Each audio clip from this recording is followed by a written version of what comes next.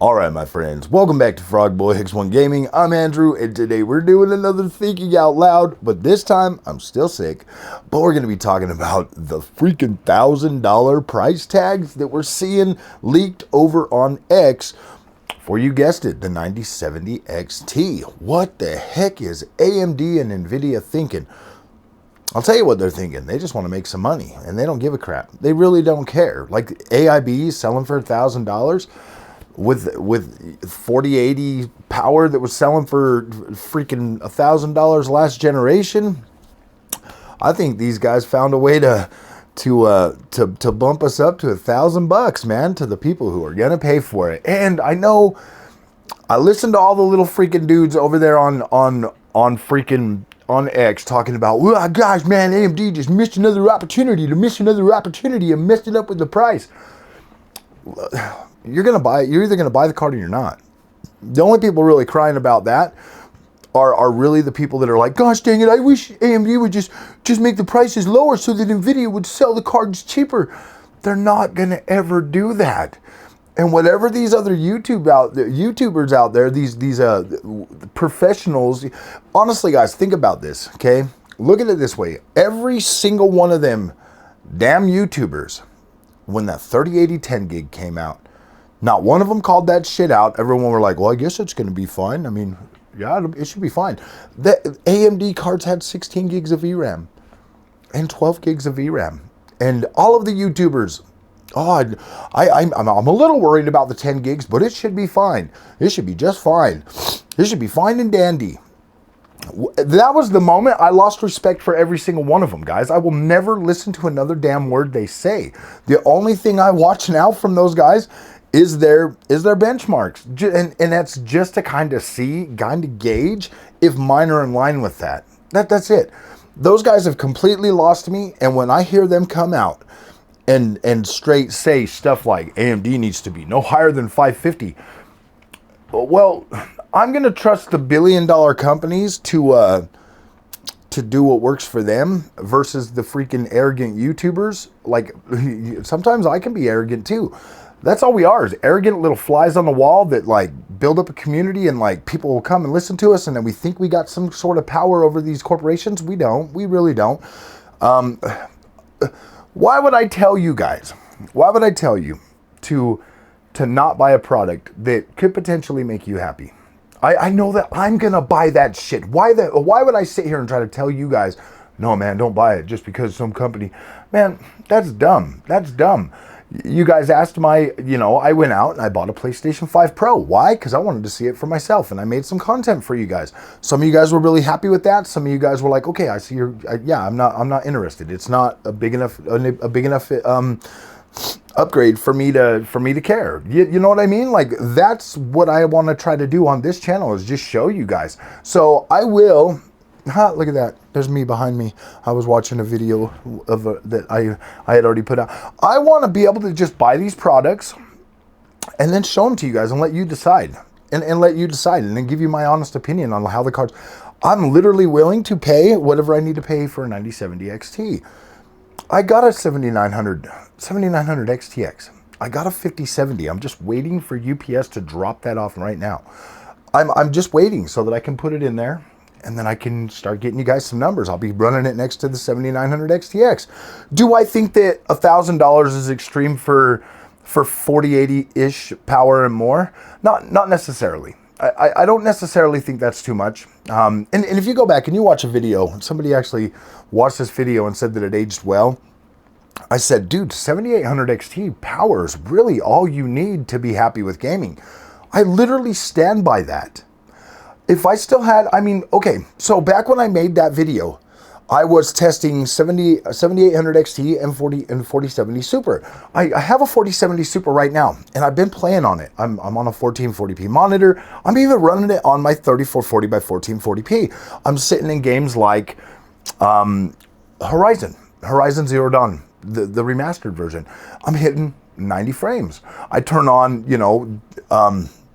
what is it?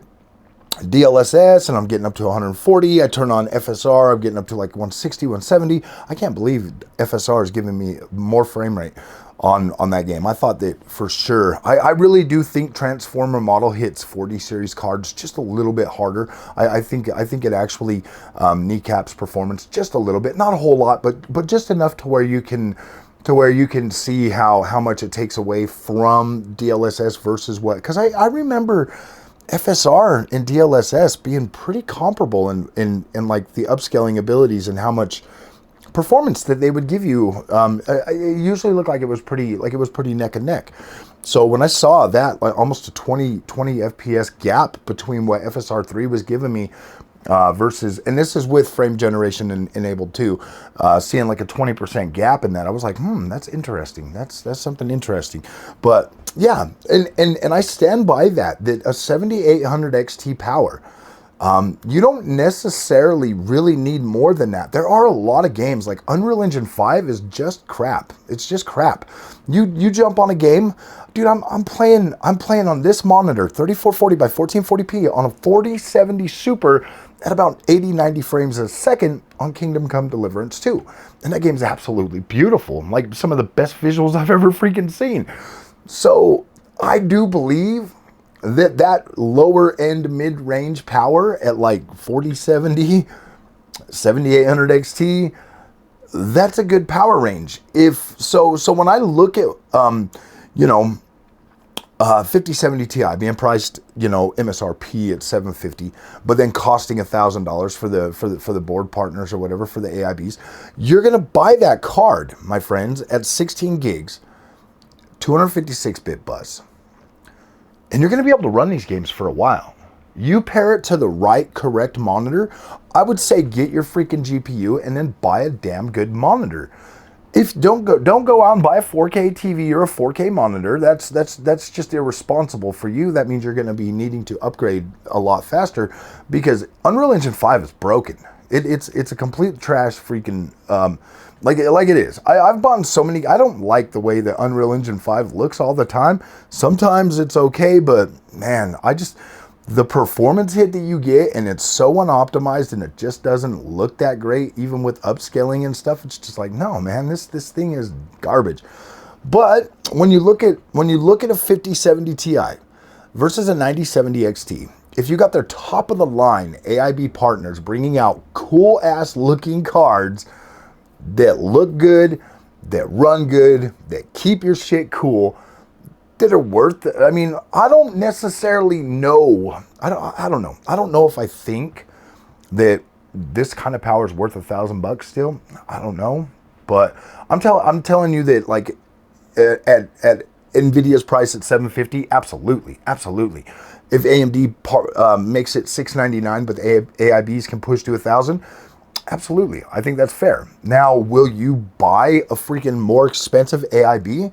That's up to you, my friends. That is up to you, and it's always been up to you. Okay?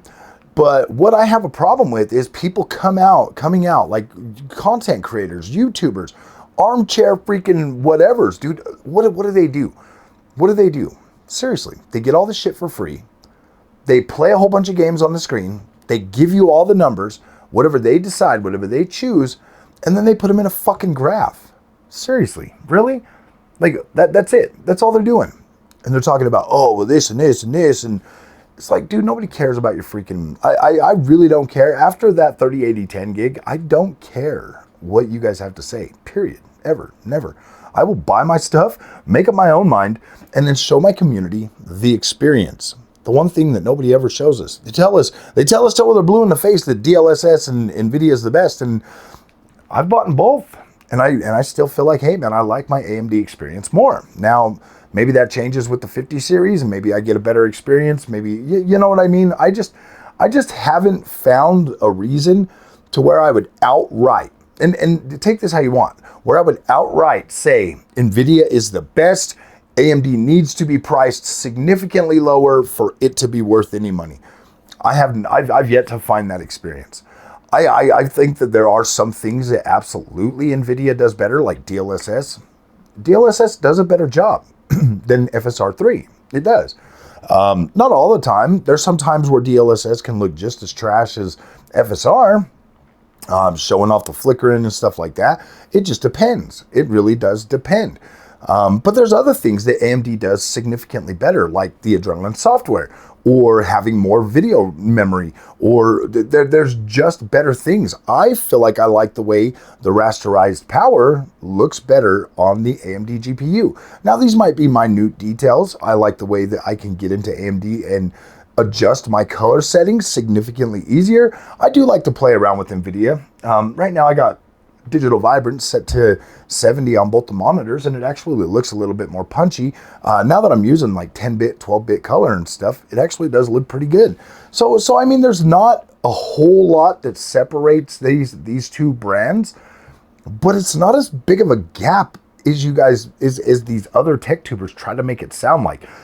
If AMD is $50 cheaper than an Nvidia product, I literally think that's fair. I'm like, okay, that sounds about right.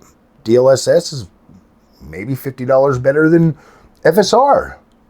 Maybe, you know, because when we go and we're on like 4070s or lower or whatever, and we're talking about ray tracing, not a benefit. 50, or what was it? 4070 Super ray tracing performance at $600. You guys got to remember, this is a $600 card. Not that great. And so we're talking $600 card last generation for a 4070 Super. You guys are trying to tell me that AMD's 9070 XT is not worth $100 more than that? You're trying to tell me, really? You're going to look me right in my eyeballs and tell me that's not worth it, Frog. It's going to be DOA. It's going to be DOA. Come on, man. You guys can't make this stuff up, man. Like, I get that you don't want to pay more money for GPUs. I don't even really want to pay more money for GPUs. I don't. Like, I really don't. But I'm not opposed to it.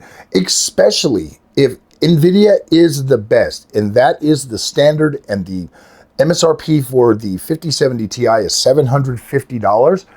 Like I just said, if AMD is $50 cheaper than that, okay, I can accept that. That to me, that sounds okay. Like my 7900 XTX, I literally chose that over a 4080 Super, and the 4080 Super was like almost $1,200 after having to buy an AIB of that card. You know what I mean? Like you get stuck with the AIBs, and then they're the ones that are ruining the pricing for these cards. That's who's ruining the prices. Are we getting the actual value of these AIBs? We'll never know. Well, I don't think we'll ever really know, because they're the ones that are significantly raising the prices. Now, if you can get an entry level 9070 XT, it's probably going to run pretty comparable to any of the other cards that are coming out, AIBs. I mean, the biggest thing is the AIBs are going to look cooler. They're going to look cooler. And gosh, dude, that doesn't really matter. You're just putting it in your PC to play games on anyways. So I don't know, man. I don't know where everybody gets all of this nonsense from when it comes to these GPUs, guys. Look, I think AMD is easily on par with Nvidia every step of the way that I've tested so far. I've, especially last generation, RDNA 3 versus Lovelace, or was it Lovelace? Yeah. RDNA 3 versus Lovelace? Absolutely. Every one of those AMD cards were on par or better. I thought they were incredible. I would have much rather, that generation was, I do think that Lovelace is where ray tracing started actually becoming a real viable option. But I still think that the rasterized power was still significantly more important that generation. Whereas this generation, I do feel like ray tracing is going to be more of a sticking point, because we are actually starting to get games that absolutely need that ray tracing performance.